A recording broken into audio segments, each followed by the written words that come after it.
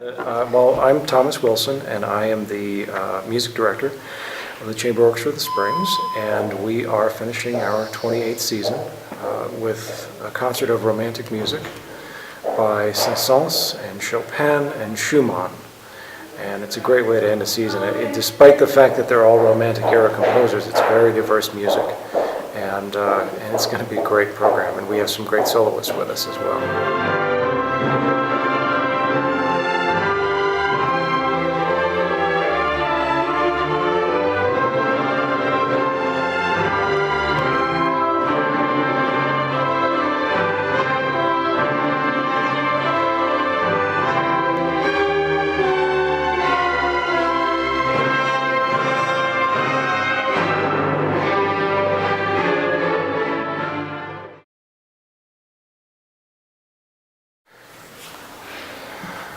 That's a good question.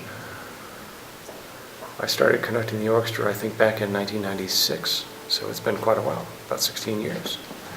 And when I started with them, they were just getting ready to maybe close the doors and merge with another orchestra, and it would have been a disaster.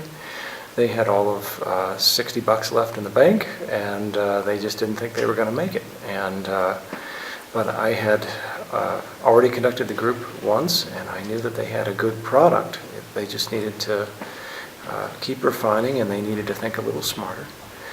And so we just, within a season, we managed to turn things around, move them to a better location, began being a little smarter with marketing and season tickets and everything. And so the tide started to turn, and it's been nothing but uphill since. I mean, we've been balancing the budget every single year, and the group is just doing great. Well, you have to follow your heart. If you're going to be a true musician, a true artist, you have to follow your heart. This is the music that speaks to me, and so I have to be doing this. And that's not to say that I haven't done other types of music. I started out early on in my music life, mostly interested in classical, but there was even a period where I thought I was mainly interested in being a jazz musician. And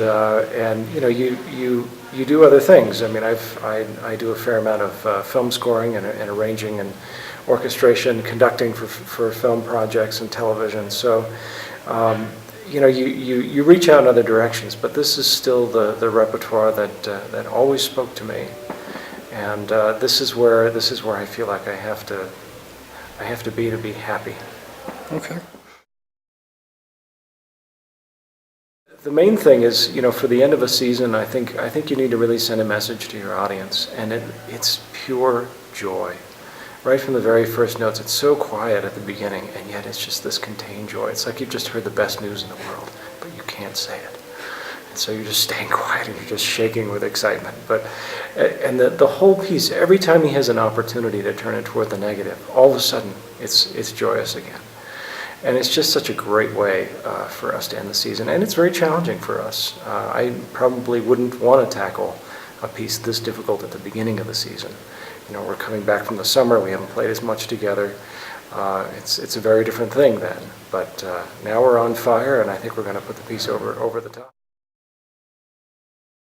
It's flying. The first violin part, that shows up on virtually every orchestral audition for violins. It's really hard to play. The first violins are just smoking the whole time, practically perpetual motion, And I'm not very easy to play it for either. I mean, I take that movement plenty fast, and I go even faster in the coda and even faster at the end of the coda. And so it's like by the end, it's just we're lucky if we don't catch on fire by the end. But yeah, it's really an exciting piece. And then the way he holds everything together, in the last movement you start hearing these melodic fragments from the earlier movements. So the whole thing sort of, holds together in this amazing way. I don't know, it's one of those miracle pieces. Perfect way to end a season. What? Well, actually, you would think it would be more difficult in a city like Colorado Springs, but we actually have a very loyal audience for classical music in Colorado Springs. Both of the leading orchestras have been selling very well and selling out a lot of audience, a lot of halls, and just really doing wonderfully. And so we tend to have some of the most loyal subscribers, and we're getting to the point where we're fairly regularly turning people away, and we can't fit everybody into our concerts. My goal is to get us to the point where we are completely full by subscription, and then we don't even have to sell single tickets. We know it'll be full, and that'll be that. Yeah. And so that's the long-term goal for us, and I think we're going to get there fairly soon. But because the majority of our audience is subscribers right now, so I think there's a very healthy audience. The main thing for us is that we want to treat every performance as though it is truly special. We never want to seem like we're just laying out another concert, and here it is. And we want to play every piece with the excitement and energy that it deserves. And if we do that, even if we're not as perfect and polished as Berlin, and I've heard them on not so perfect and polished nights, then we'll still have an impact. We'll still reach people and send that inner message.